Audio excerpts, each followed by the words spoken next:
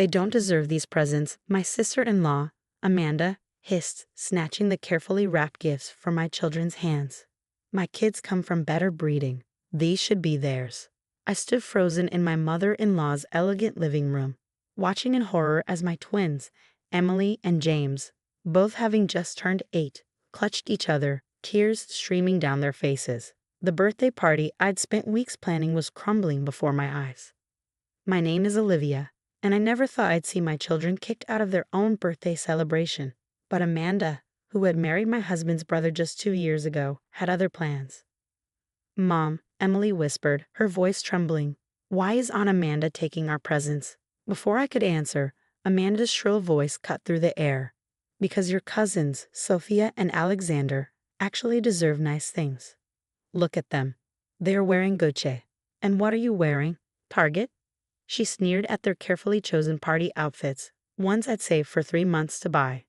The other parents at the party shifted uncomfortably, trying to shield their children from the scene unfolding.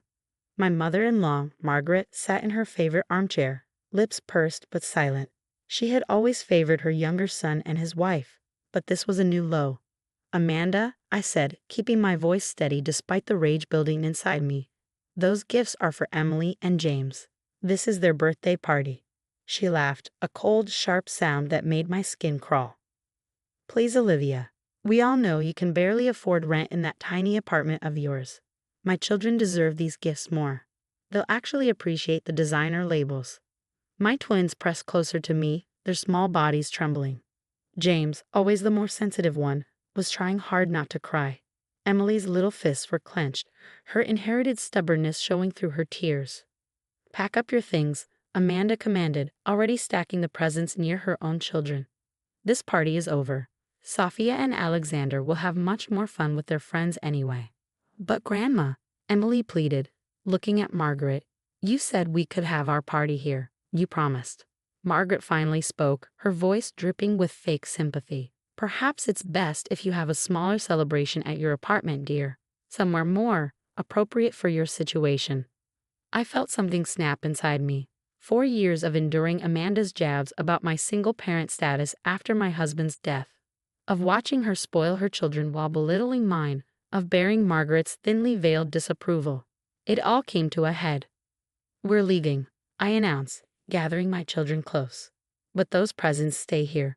They were given to Emily and James by their friends." Amanda's face twisted into an ugly smirk. "Try and stop me. This is Margaret's house, and she agrees with me. Don't you, Margaret?" My mother-in-law nodded, not even looking at my children's devastated faces.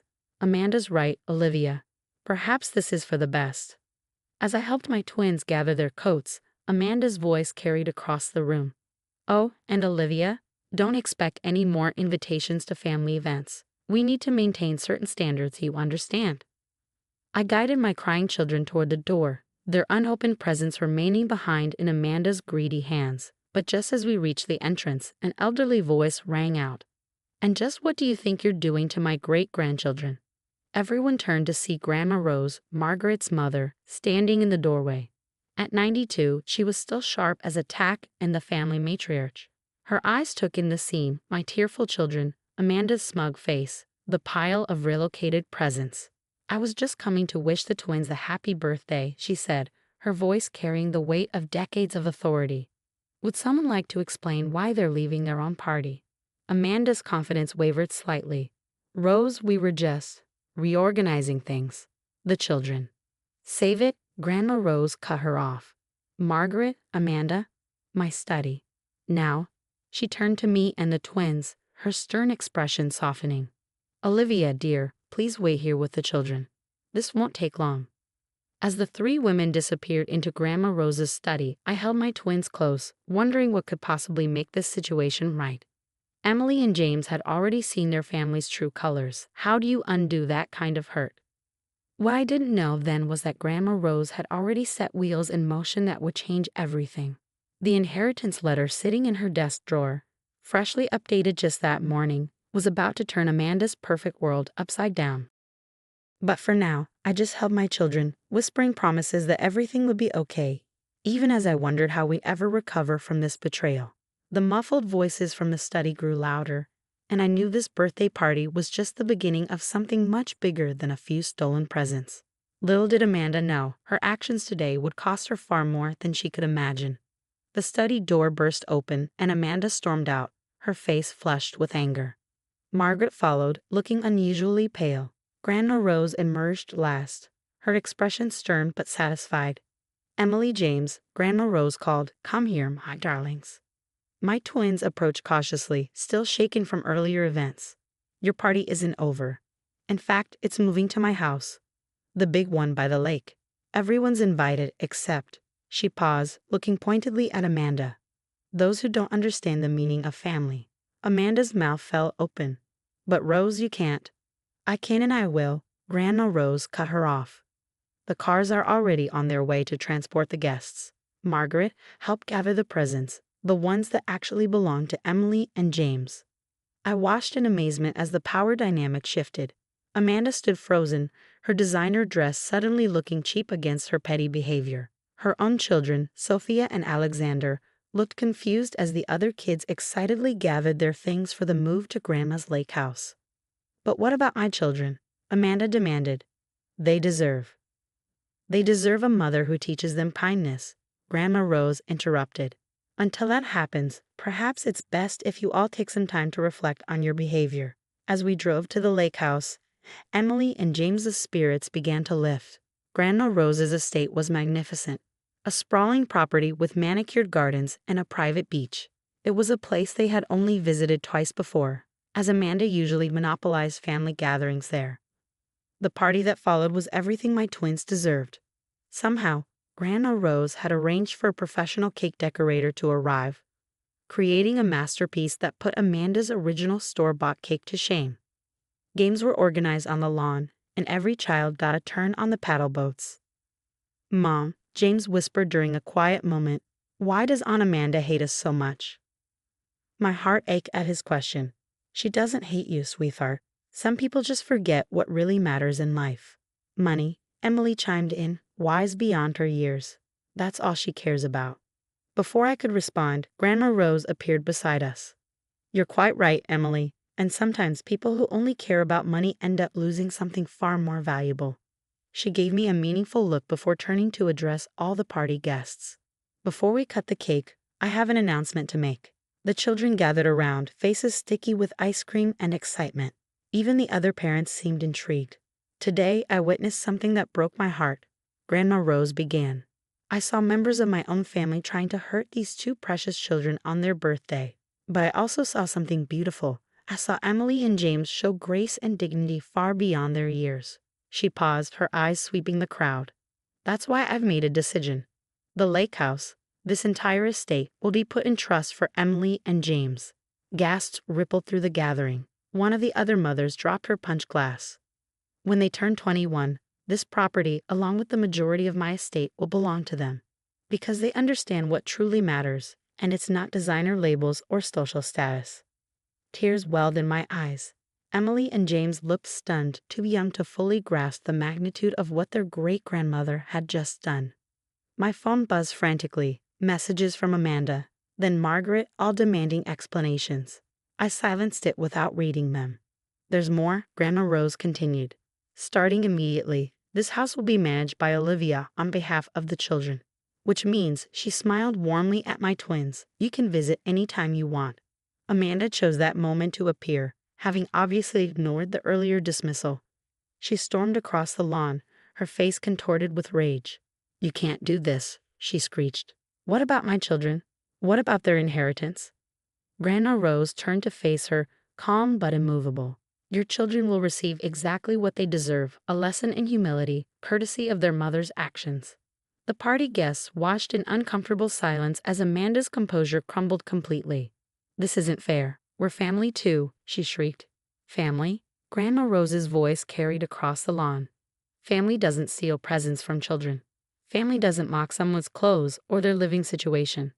Family protects each other, loves each other, builds each other up." She turned to my twins, who were watching the scene with wide eyes.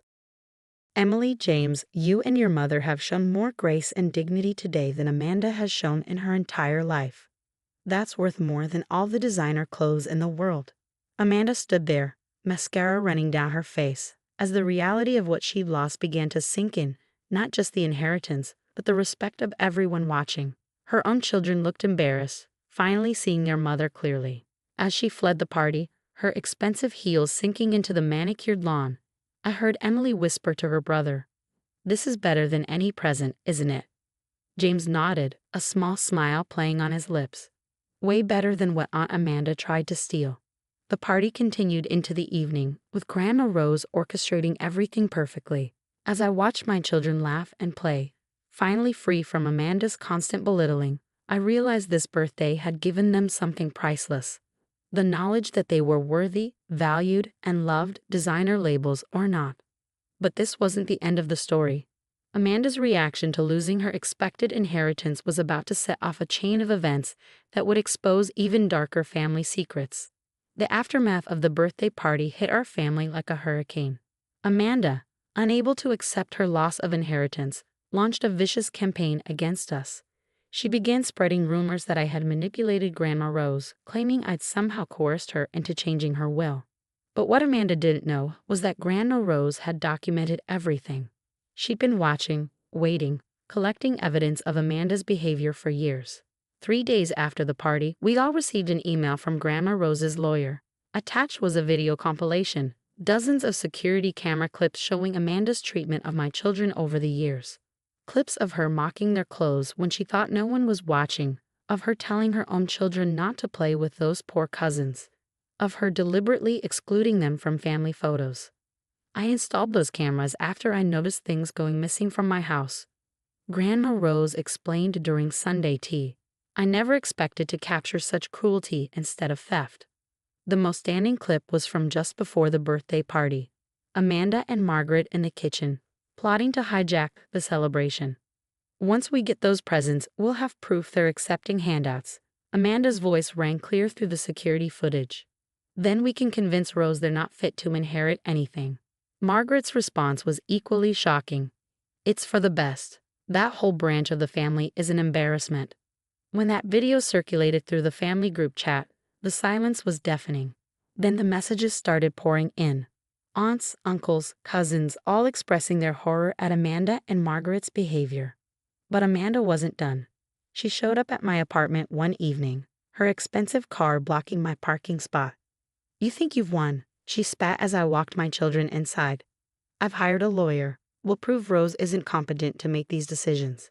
I turned to face her, making sure Emily and James were safely inside.